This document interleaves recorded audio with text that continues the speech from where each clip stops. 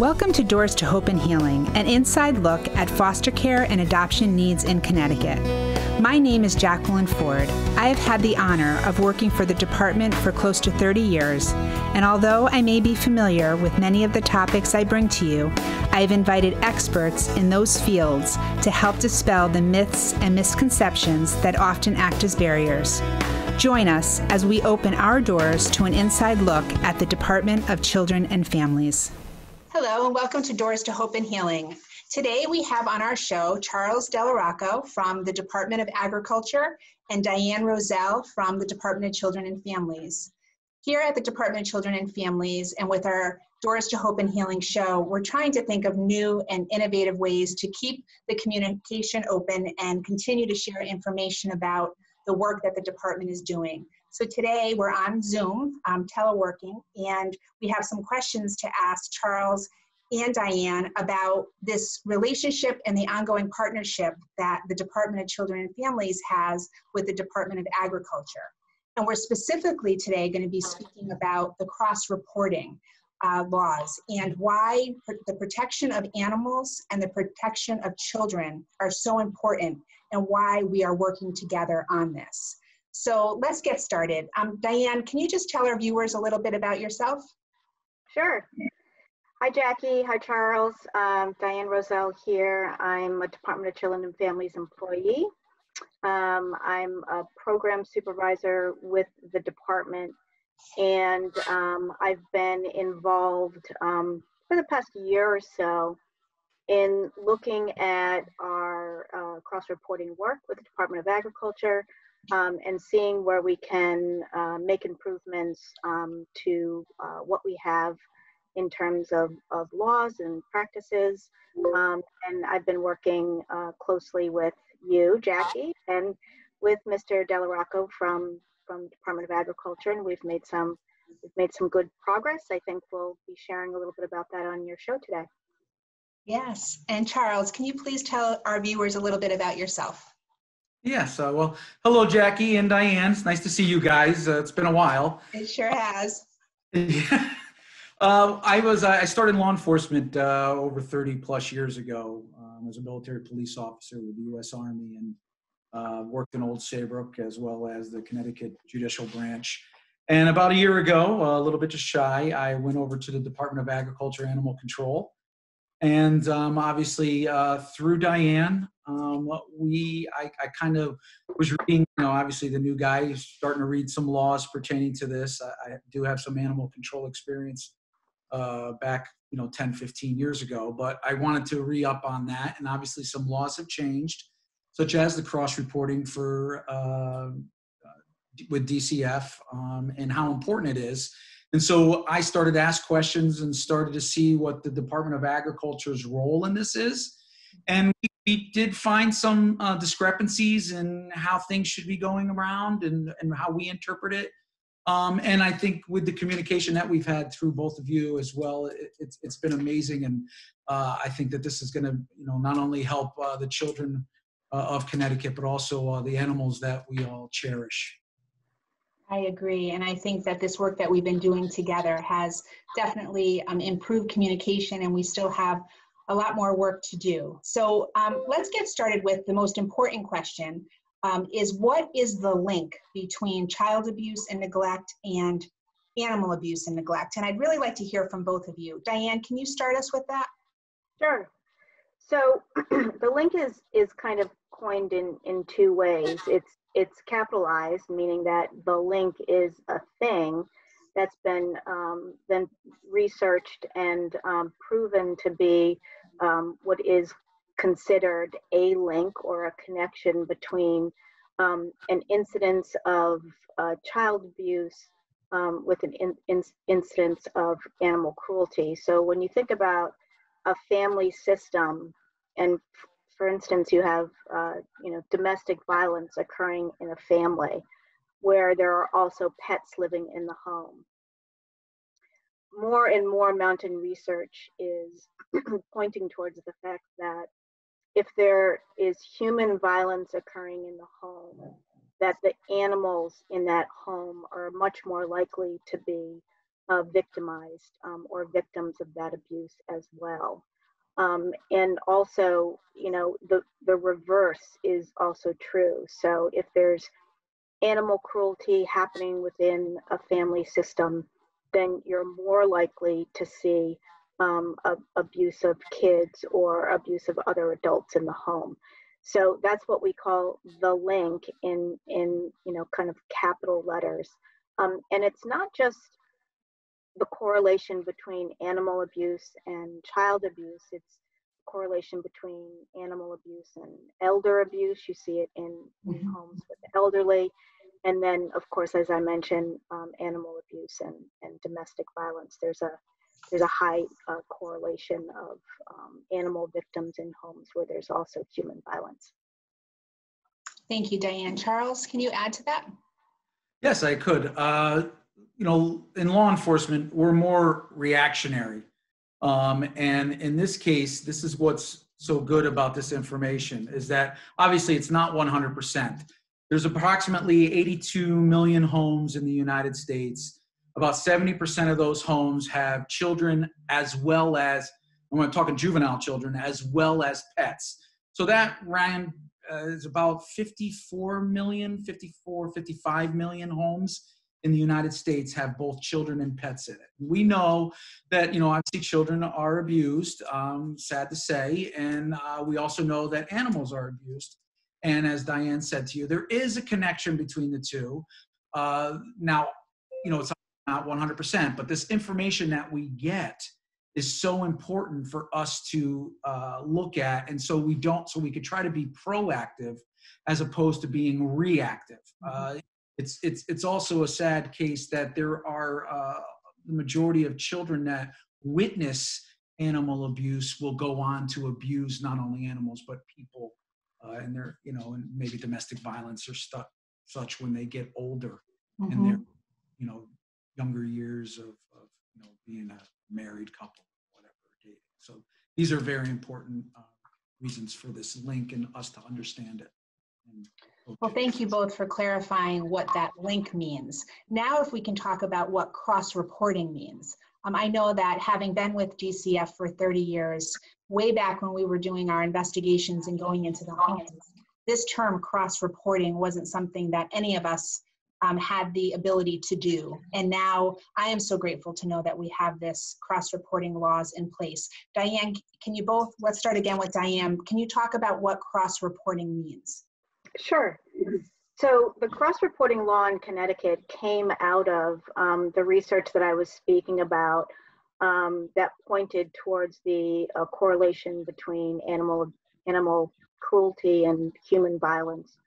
And because mistreating animals is no longer seen as an isolated incident, but rather it's part of a continuum of abuse within families. There was an interest by the state of Connecticut and animal advocates as well as child advocates that there needed to be a heightened awareness of this correlation. And the thought was that with this awareness it would eventually positively impact outcomes for kids and animals. So in 2011, the legislation was passed. It was updated in 2014, but it essentially requires the Department of Children and Families and the Department of Agriculture to work in partnership to cross-report animal abuse and child abuse, so that we can start to measure that correlation. And also be aware of what else might be going on in a home. So if there's, for instance, animal cruelty in the home, the Department of Children and Family gets those reports, and they do their own investigation to see whether or not we have an open case with a family or we need to open a case with a family. And the Department of Agriculture provides us with that information.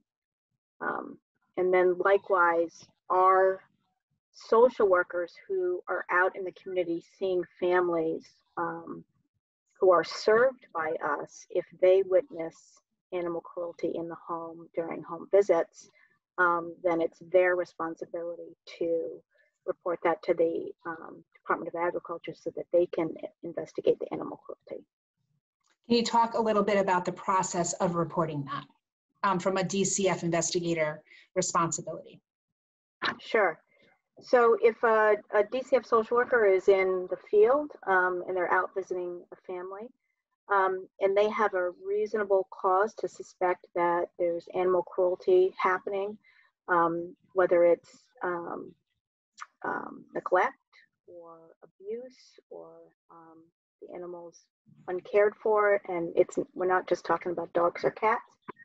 If the family lives on a farm, it would apply to those farm animals if it's happening within the course of the visit. That report would be made on what's called a DCF 736.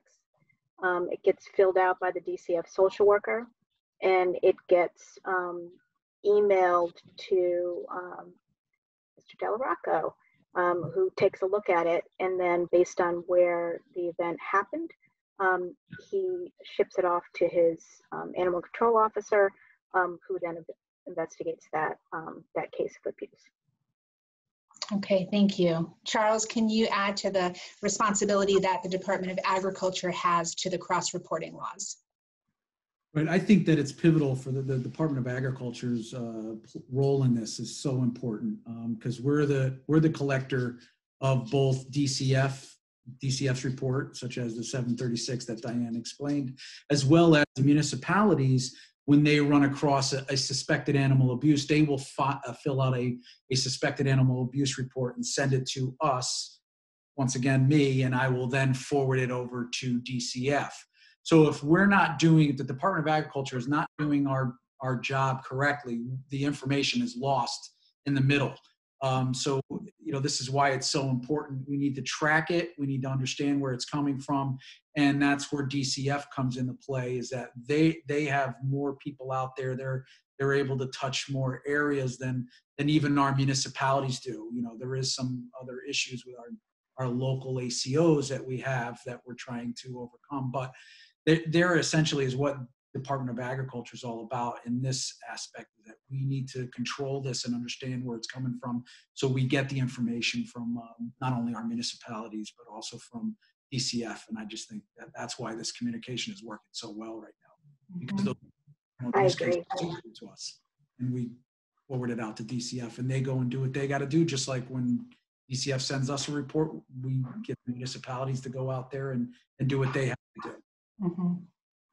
And I think another thing that I can add, because I have been a part of this program and how it's evolving, is the passion I think that we all share and the understanding that we all have about the protection of children and animals. I think we share all that, the three of us together, so it makes this partnership and working together so much easier.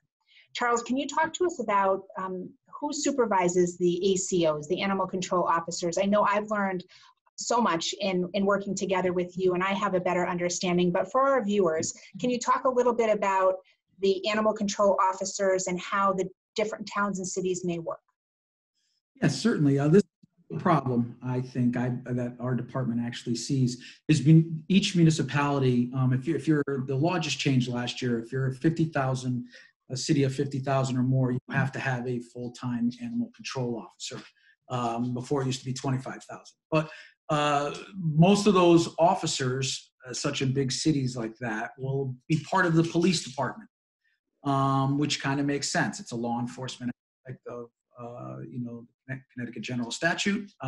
But there are also animal control officers that don't answer to the police department. They answer to the select person or the town manager, which kind of makes this kind of very difficult, because obviously money drives a lot of this, and so some of these officers, because they answer to so many different people, there even, I know I'm babbling, but there are some other cities, other towns that not only answer to the police department when they're issuing like summons or wanting to do a warrant, search warrant, or an arrest warrant.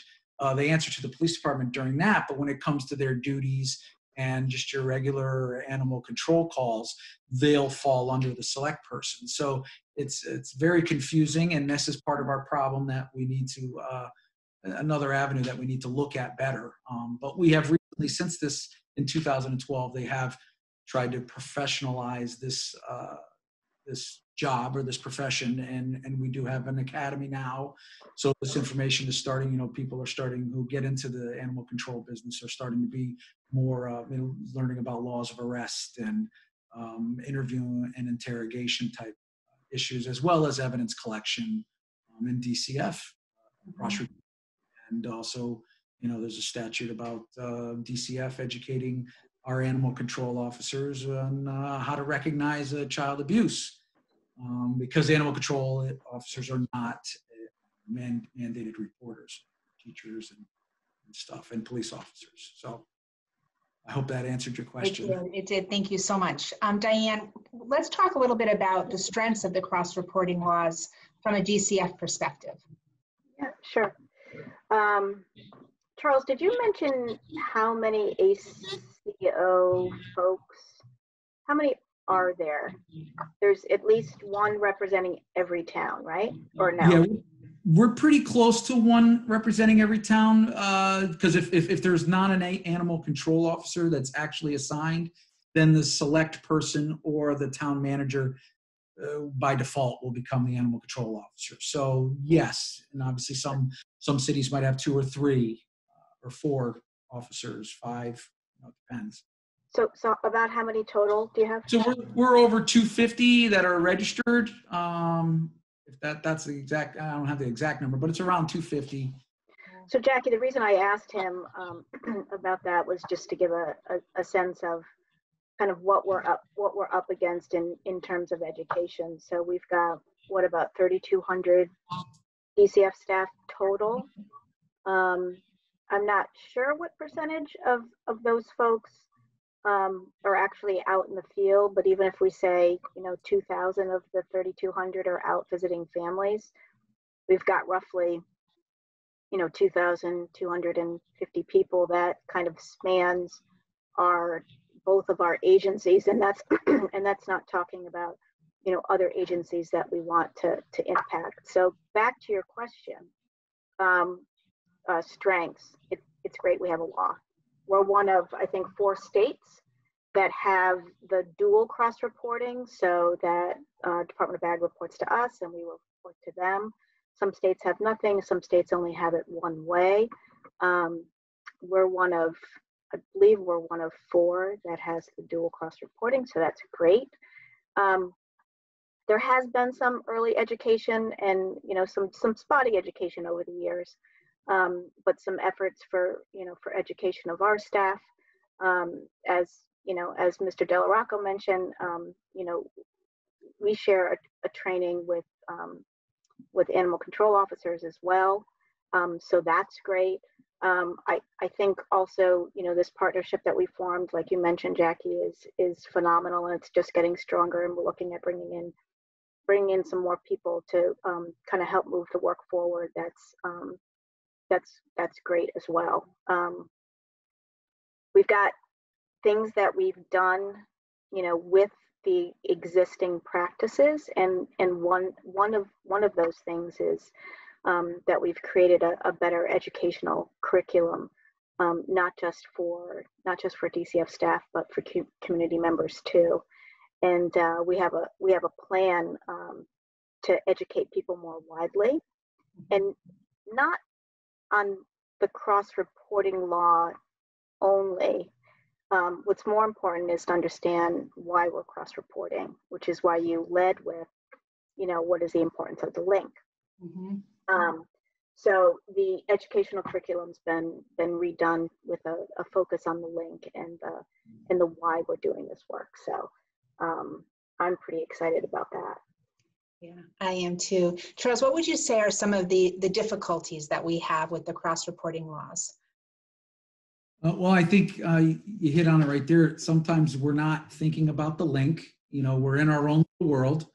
And that goes for both, law enforcement, animal control officer. We're just thinking about animals And we got to connect that link. We have to keep thinking about that. Such as I'm sure DCF employees are going out there, they're worried about the children, and then they have that vision, and they're not thinking of the link. So that education portion of this is really important. But part of the problem with our laws is that there's a hole from what we found out, and the law is 22-329 requires an animal control officer to report to the Department of Agriculture when there is a suspected animal abuse, which triggers this cross-reporting. The problem here is that that's great, but most of these cases are done by police officers. So when you have a bigger department, and I'm not even going to say bigger department, when you have like an Old Saybrook or a East Lyme, we could even go all the way up to Winchester, Winstead area, Putnam, where they have their own police departments and they also have their own animal control. Most of the time when there is a severe animal cruelty case, the police will take lead on it. They have more experience. They have they've been trained exactly on how to do this stuff. It's just another crime. Yet the statute doesn't require them to notify the Department of Agriculture. So there is, I think, the part of the statute could be changed, or something we should look at, or maybe it's just us getting that information out to the local law enforcement to advise them that, hey, when your officers are doing an investigation, make sure you tell the animal control officer so they can go and inform the Department of Agriculture. That's where I see a major hole in this statute. And I think one of the things that the three of us, as you know, we're planning on doing was organizing a steering committee that consisted of DCF staff and Department of Ag staff, as well as municipal ACOs. And we were all pretty excited about that, and until we all began kind of teleworking, and that's been put aside for the time being. But I think, to speak to what Charles said, bringing in those other entities that are so central to, when you talk about police officers, state police, they're investigating not only the domestic violence, but the child abuse they're involved in, and animal cruelty, and bringing them in as a partner, and hopefully having a venue by which we can provide some of this education that we've developed is one of our goals. Diane, you touched upon the steering committee. I was refreshing my memory about things today and looking at my notes, and I think the last time we were all together is when all of the COVID virus, telecommuting talk was going on. So it has been quite some time. Can you tell the viewers a little bit about the steering committee and who we were going to be inviting to be a part of that and what our purpose was? Right.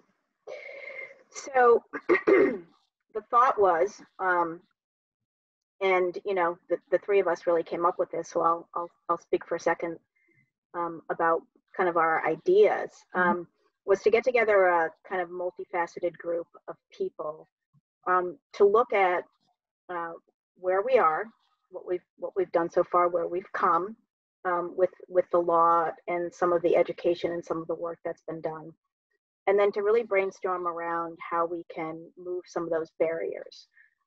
So how can we, reach different groups of folks? How can we reach mental health providers that are seeing kids that, may come across a child report of animal cruelty? How can we reach, that police officer that goes out and, doesn't know that the connection to the Department of Agriculture is critical? So we recruited 3 or 4 people from DCF in addition to the 2 of us, right? Yeah. And then Charles, you had some great folks identified as well, right? We've included Hartford as well as Brantford, and because a lot of our animal control officers are part-time, we actually also got a part-time person up out of South Windsor. Sorry. Yeah, So, the animal control officers that you've identified are just, pillars of strength in our community, and I think that they're definitely going to help us drive the steering committee to do great work. And the goal being really to develop a plan, like kind of a multi-level plan, like what, not just with the education, but what is it going to take to, move some of these other barriers. So if it means strengthening the legislation, then, who do we need to bring to the table? Who do we need to, access or ask to consult us, to get that done? And I think they'll be instrumental in doing that because they're going to bring their vision of what they're seeing out in the community as animal control officers to the table, and where they feel that there are some challenges in their work with the Department of Children and Families. And I think that this is only going to strengthen our relationship as we forge together as a team in the work that we're doing. Yeah, having field workers from DCF. So the two folks that we chose, one is an investigator and one is an adolescent social worker. That's great. We're also, talking about kind of bringing forth some marketing around this. And Jackie, not to switch gears on you and be like, the interviewer, but can you tell us a little bit about what we had going on in terms of, trying to bring some of this work out in the open and get some positive press around this topic. The event that we had planned? Yeah. So we're also working on a logo too and some branding from that marketing perspective, which I'm excited to say is out today on our website. So for any of our viewers who are watching, they can visit the Department of Children and Families website and look for the word PAWS, P-A-W-S, Pause for Kids, for the work that we're doing as an agency. But we're going to have an event in April at iHeart Studios in Hartford.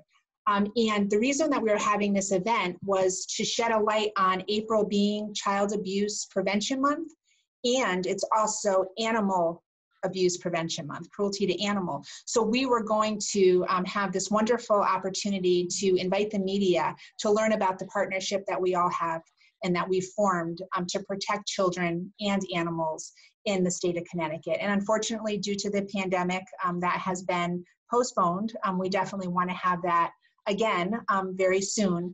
But we were doing great work, and I think that we're going to continue to do that. And like with the Zoom show, thinking of innovative ways so that we can stay connected and keep that communication going, because sadly, abuse of children and abuse of animals is still happening, whether we're all teleworking from our homes or we're out in the community. That unfortunately doesn't stop during the pandemic. So our work continues, and as we close, it's been a pleasure to have you both on our show. And I look forward to seeing you in person very, very soon. Thank you so much. You're welcome. Thanks for having us. Thank you. Have a good day. You too. Bye. Bye-bye.